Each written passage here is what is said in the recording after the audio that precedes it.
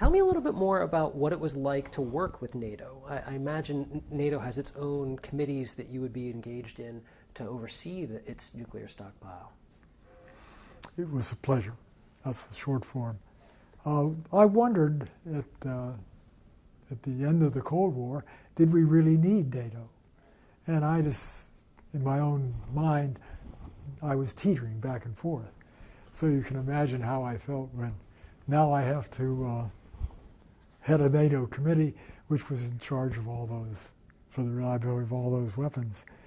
The actual committee that looked after the weapons was called the Senior Level Weapon Protection Group. Yes, the SLWPG. That's right, the SWPG. And as with every acronym, if you can convert it to a word, you're way ahead. Well, unfortunately, the word that converts here is called slow pig. Slow pig. So one of the great joys of my dealings with NATO was I would attend the defense ministers meeting every year, and I'd sit behind the Secretary of Defense. But I always had to give a report to the defense ministers on the security, safety, reliability of the nuclear weapons, which meant that the Secretary General had to introduce me. And in my tenure, Javier Solana was the final Secretary General, but Manfred Werner was the previous one. And they always enjoyed it at my expense, saying, and now we will hear from the slow pig. And everybody would laugh. But I gave a forthright report, and the ministers were very satisfied. The committee itself was first class. Representatives from all the nations that had nuclear weapons on site, but also nations that did not have weapons. And twice a year, I would tour one of the sites with the committee, and the bonhomie of the group was just a joy. One instance, just to give a sense of the meetings, I was having particular trouble with a member of the committee representing the United States who was giving me a hard time on picking a date. And I turned to the British representative as chairman and said, Group Captain Forster, is it not true that if this young man doesn't agree with the schedule, the entire weight of the British Empire will be brought upon him? And he's very, Mr. Chairman, it is. I will see to it personally. So the other guy caved. Meetings went ahead.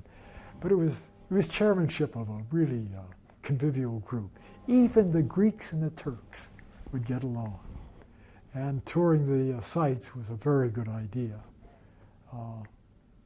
I think I'll skip some of the failings that were going on that we corrected. Well, I'm actually curious to hear about those. What I'm really curious to hear is about the differences in the American reliability and safety and security of nuclear weapons, your engagement in seeing what the Russian circumstances were, and then what the NATO circumstances were, comparatively. One nation was pretty bad. I won't say which. And as I was inspecting the facility, which are high class, these are vaults to store them in, but they have to be able to open quickly to get the weapons on the F-16s. But in this case, while I was there, they changed the guards at the minarets that surround the double fence. One of them was carrying a pillow and 2 blankets. So I decided to start looking deeply into that. And those weapons are no longer in that country. That was just egregious, I thought. Whereas the others were really well taken care of. That happened while you and the committee were on site for inspection? Wow. I guess that's why you do inspections. I guess so. My goodness. I do want to say a few words about Javier Solana and Manfred Werner. Please. Solana's a physicist, and a pretty good one. So I was going to meet him, as I should, I have to. I prepared thoroughly. I knew everything about the slow pig there was to know that the Secretary General, SecGen, could possibly be interested in. Walked in, pleasantries were changed. And Javier looked forward, he said, Dr. Smith, what's going on with this helium-3 fiasco, which was an issue in physics? And I knew about it, I could talk about it, but I had to switch my brain around a few turns before I could get to it. But then we went on, we had a fine meeting. I've invited him out here. He spoke at Stanford, did a good job. A really fine man. It was a great pleasure dealing with him. Before him was Manfred Werner, and we had discussed my dealings with him when he was shadow minister.